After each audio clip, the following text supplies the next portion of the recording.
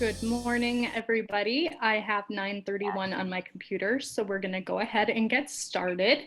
Today, we are covering sit up and grab hold with a good stance for your office space. And we have one of our partners, Jean Mitchell from the Faulkton Area Medical Group, speaking with us today on the proper biomechanics when you are in a seated position in your office chair. She's an occupational therapist and has worked with SDSU Extension in implementing and offering a few of our fitness programs. So we're really excited to have her here with us today. Okay, last week we had Associate Professor and SDSU Extension 4-H Youth Development Specialist take us through a mindfulness practice. If you missed out on that session, you should have received a recording. I believe it went out on Tuesday. As a reminder, we have one more session after today, and that's going to be covering stretching for your upper back and neck to try to alleviate some of that pain that maybe we're experiencing with working remotely. So, as I mentioned, Jean is going to be taking us through proper mechanics when working from your home or from your work office. And before I introduce Jean, I would just like it if each of you could put your name and whether you're working remotely or maybe beginning to transition back into the office in the chat box. All right, so as I mentioned, Jean is an occupational therapist at the Faulkton Area Medical Center, and she lives in Redfield. She is currently working on her master's in public health and is affiliated with SDSU Extension through her applied practicum experience as both a Fit and Strong and Walk with Ease leader. If you have any questions for Jean as we're making it through today's session, just go ahead and put your questions in the chat box, and then we will make sure to come back and address them later. All right, Jean, I'm going to hand it off to you. Okay, good morning, everyone. Thank you for having me and listening today. I did change my presentation a little bit. It was just purely about like kind of the biomechanics and ergonomics related to office, home office. And then when I watched Megan and Nikki and Amber's talks, I thought I'll make it more about you know, the emotional health that goes into it too, and what it's like to work at home and still maintain boundaries between your work and home life. So there's some things about that in there. But if you do have specific questions about ergonomics and your workstation or aches and pains you're getting from working at home, certainly at the end we'll have time to answer those questions. And as I talk about this, I will just tell you that I've been working at work. So I've worked at home a few days, but mostly I've been at work. So if you have specific things at home that aren't working for you, maybe as a group we can figure them out. So we can talk about those at the end too. Okay, I'm going to share my screen now. I have a PowerPoint presentation. Okay, so that's just so today we're going to talk about setting up a workstation at home, sticking to a plan, avoiding distractions, and then the healthy part that goes into it, taking breaks, socializing, you know, when you're away from the group of people you normally work with, and staying positive. So the first part, and probably people are pretty good at this by now because if you're working at home, you've been working at home probably for a couple months now, but have a designated work area. So that might mean maybe you are lucky enough to have a spare bedroom or office at home already, and you can use that area. Some other people have had to just set up makeshift areas or use the kitchen table or the dining room table, but have a designated area. And if you need to pack that up every night, you know, that's fine, but just in the morning, have that part of your routine to get your work area set up. Again, have all your needed items within reach, and then try to follow the basic ergonomic principles, which are on this slide here.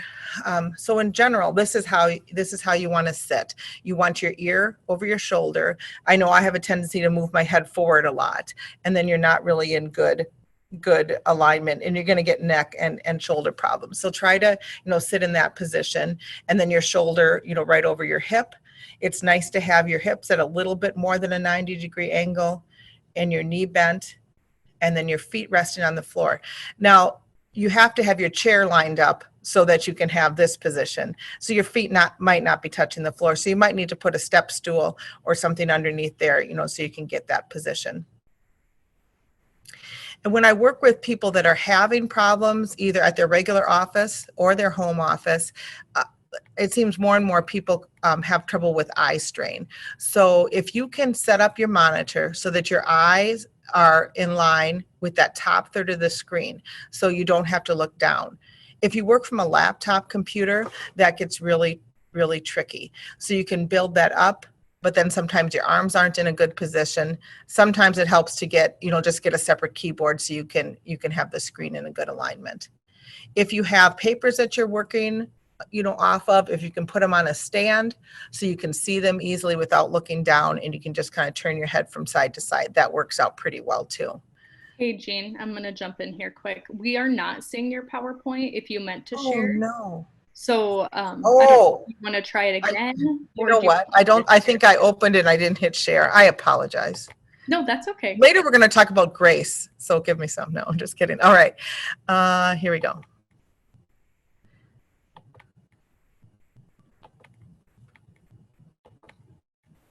Okay. Do you see that now? Yes. Okay. I'll just go back just briefly. So his ear is right above his shoulder. If your head is forward, you're going to get a lot of neck and shoulder problems. And then again, we talked about having your eyes in line with the top third of the screen, so you don't have to look down, which will cause some neck problems and some shoulder problems. And then here, we talked about how your feet should be resting on the floor, but it's important to have your arms in alignment with your desk too. So you might have to put a step stool or something down here to help with that.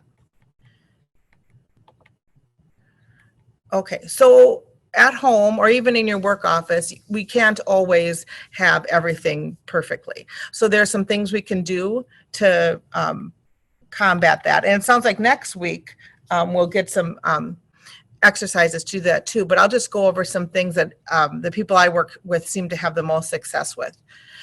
First of all, it's a 20-20-20 rule to reduce eye strain. So a lot of people will complain about headaches when they're working on their computer, or just blurry vision. And so this helps with that. So for every 20 minutes that you're looking at a screen, you should look at something 20 feet away for at least 20 seconds. And when Amber was going through her mindfulness practice, I thought that would be a good time to, if you had a poster or a picture or a window to look out of, and just take some time to take some deep breaths. It will help with relaxing. It'll help you be able to attend back when you get back to the screen. And then also, it gives your eyes a break for that. So that, I don't know anyone who that trick has not worked for, that we've tried with over the years. So that's a really good thing to do. And then stretch and move into extension. So everything we usually do, especially if we're doing desk work or office work or studying, it's all in front of us and we're in a forward position. So take some time to stand up, maybe arch your back, look up towards the ceiling, get your arms out to the side, and move away from that position that you're in the majority of the day.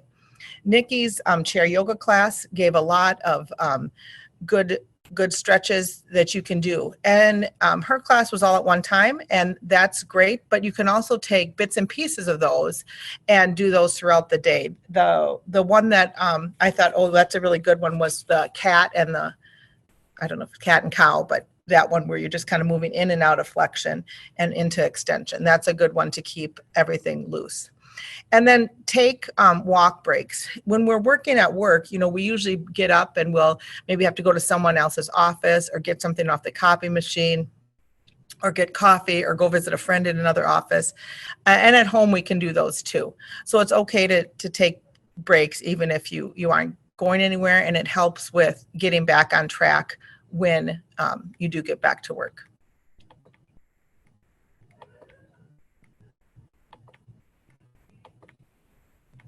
Okay, and then sticking to a plan. So like we talked about first, have a designated workspace. Try to keep your routine. I know that kind of is going to vary from person to person. You might not have the same, 8 to 5 or 9 to 5 routine that you had at work. You might start work a little bit later. So if you have kids, you can get them settled into doing something. You might take a longer lunch break, again, so you can get something ready for your kids or whoever you're living with. And maybe get some errands done and then come back. But try to have a routine at home. It just helps us stay on task.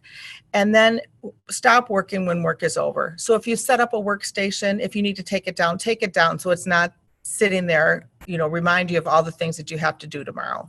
We still have to try to maintain that life-work balance so that we can enjoy kind of the mindfulness thing that we've been talking about all along. We can enjoy what we're doing right at the time. And then tomorrow when it's time to start work again, you're good to go.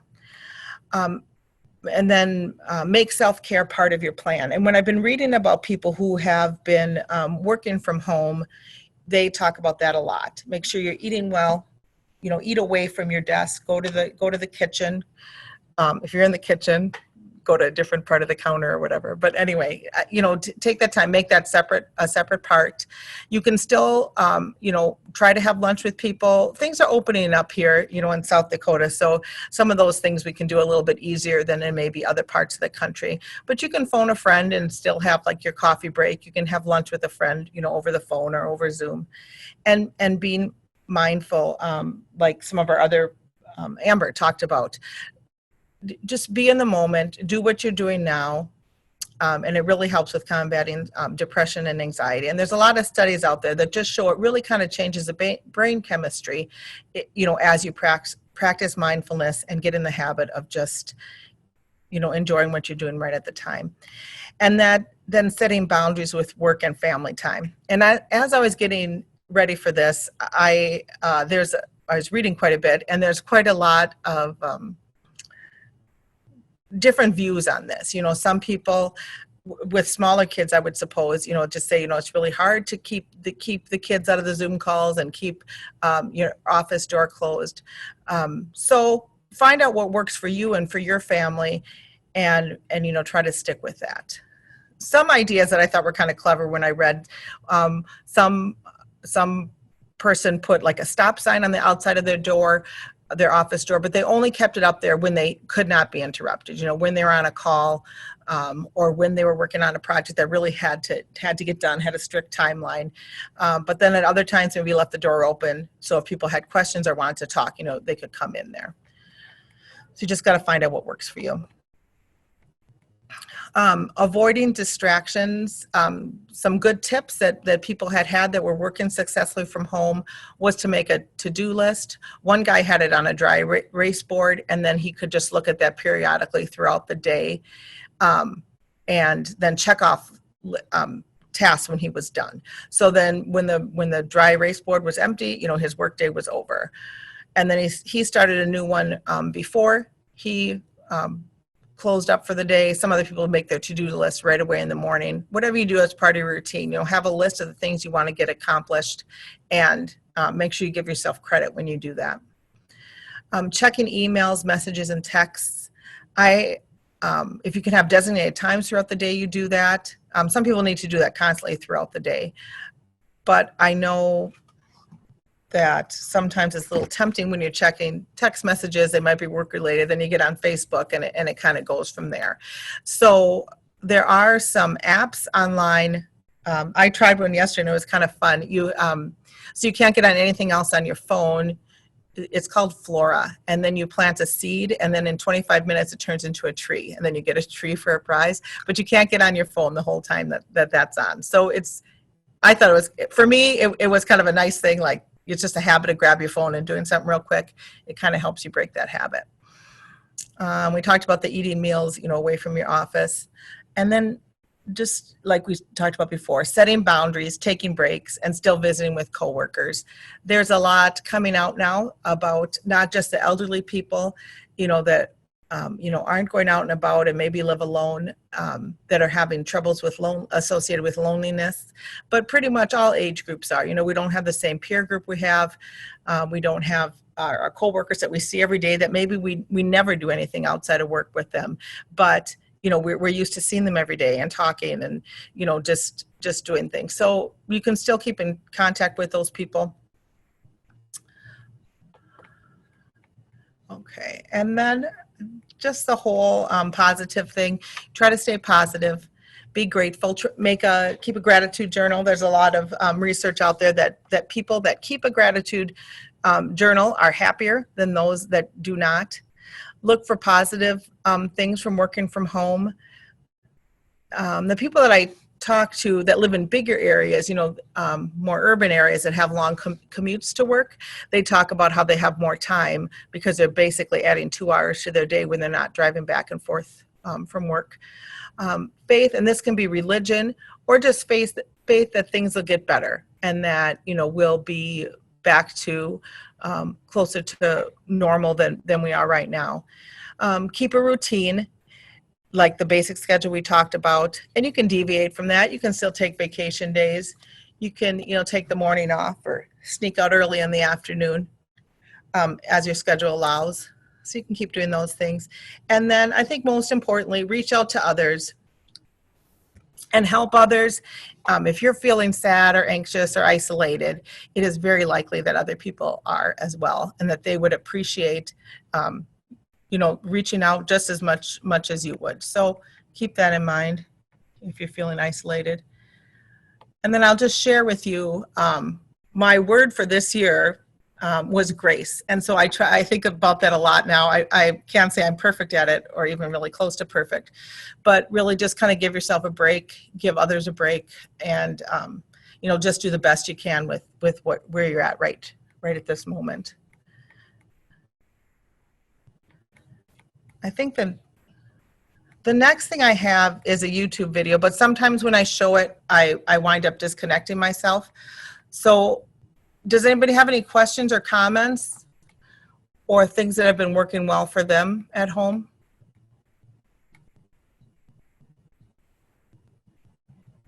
Hey Jean, this is Nikki. I was just gonna share, since you shared that Flora app, one thing that's kind of helped me with app management in my phone even is I have an iPhone, but I know Androids also have a setting, I think it's called daily living, but there's ways to set screen time limits on different apps. So you can set, like, you can only be on social media apps for 30 minutes that day. So you can set restrictions on the apps. And then one thing that that sometimes I've struggled with the times, but one thing that I keep doing is my downtime. So at like 10 o'clock, I can't use hardly any apps. It only allows like emergency type calls until 7 a.m. in the morning. So I feel like that's one thing that's kind of helped me even stop doing that mindless of grabbing my phone, opening it without even thinking really what I'm doing. So I like the screen time limits that you can set in your phone. Did we lose Eugene?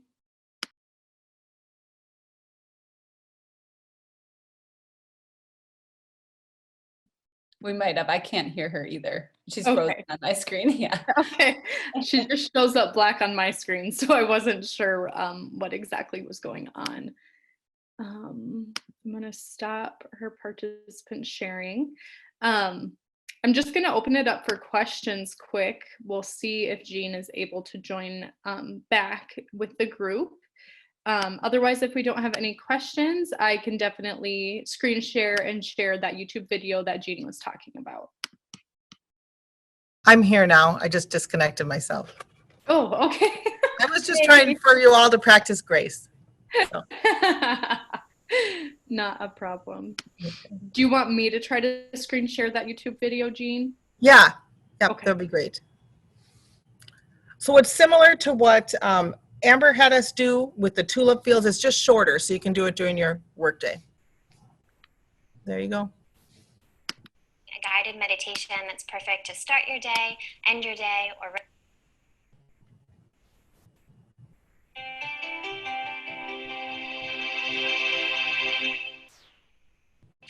begin in a comfortable seated position. If you're seated in a chair, uncross your legs and bring your feet flat on the ground. Feet about hip distance, knees about hip distance. Sit on the edge of your seat so that your pelvis tilts slightly forward and you have a long upright spine. Take a deep breath in through your nose. Close your eyes as you exhale and exhale through your mouth with a sigh. Just letting go of anything you're holding on to. Notice that as you do that, your shoulders naturally are pulled by gravity away from your ears. And then begin to breathe in and out through your nose.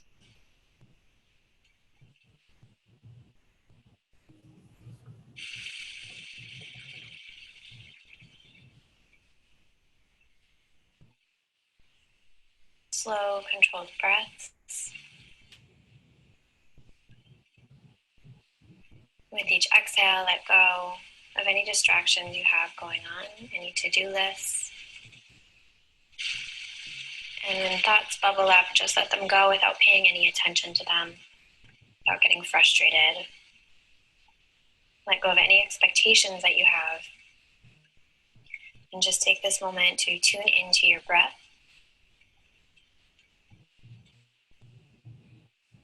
And find that quiet pool of calm within you.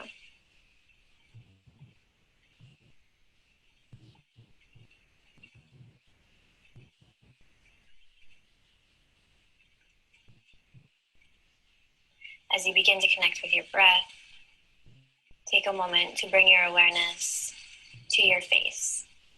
Noticing if you're holding any tension between your eyebrows, letting the space between your eyebrows relax. Your mouth is closed, but your teeth are apart, so your jaw is nice and relaxed. The corners of your eyes relaxed.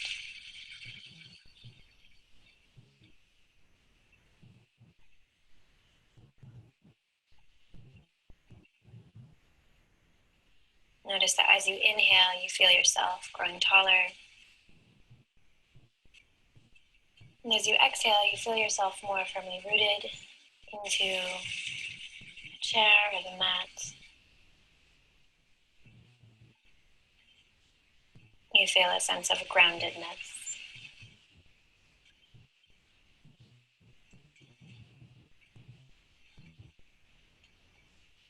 On your next inhale, tilt your chin until you feel that it is parallel with the ground.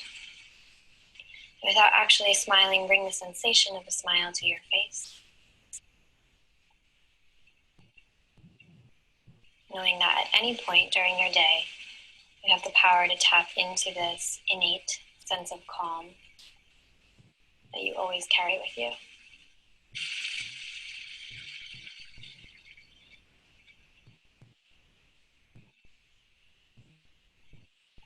Bring your hands together to your heart. Take a deep breath in. Exhale fully through your mouth. And quietly open up your eyes and begin moving on with the rest of your day. Thank you so much for practicing with me today. The light in me honors the light in you. Namaste.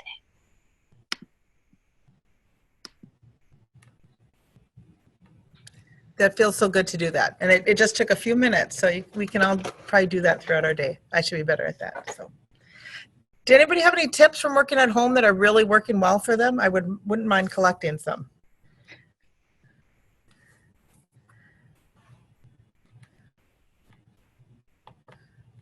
Any comments?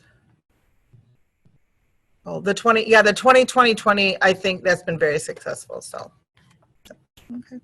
That's all I have for today. If there's no other comments or questions. Great. Ooh, sorry. Thank you, Jean. Okay, so before everybody hops off, we're just going to launch that poll quick, just so we kind of can get a sense on how today's session was able to help you.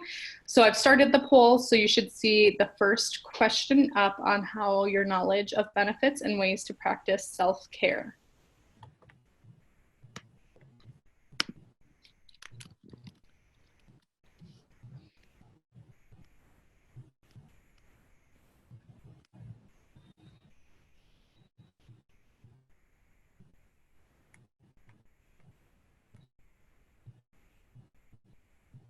Okay, we've got most people that have voted. All right, so I've shared the results so you guys are able to see what our polling is. So we kind of have an equal match between the somewhat competent and the very competent. So thank you guys for sharing that.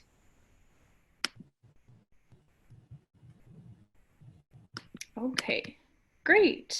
Well, that kind of concludes today's Making Me Time in May. So thank you all for joining us today. We hope that you've learned something that you can take with you. I definitely am going to try the 20-20-20 rule. I think that can be really important and definitely be helpful on our eyes throughout the day. So we look forward to seeing you next week, where we're going to be going through how to reduce tension in our back and neck from spending an extended time in a seated position. Thank you all for joining us, and have a great day. Hope, did you see Cindy's comment? Oh, no, I didn't. Can you do these? Cindy, I love it. Thank you. So we're all happy that you have been enjoying them so much, and that you say that they're fantastic. And thank you, Asha, as well.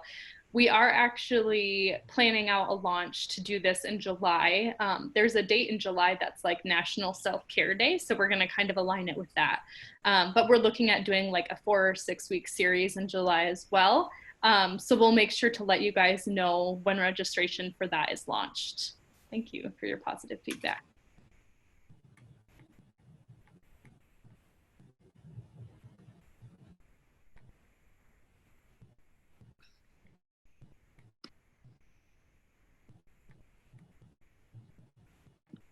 All right, looks like no more questions or comments. So thank you, everybody. Have a great day and enjoy your long weekend.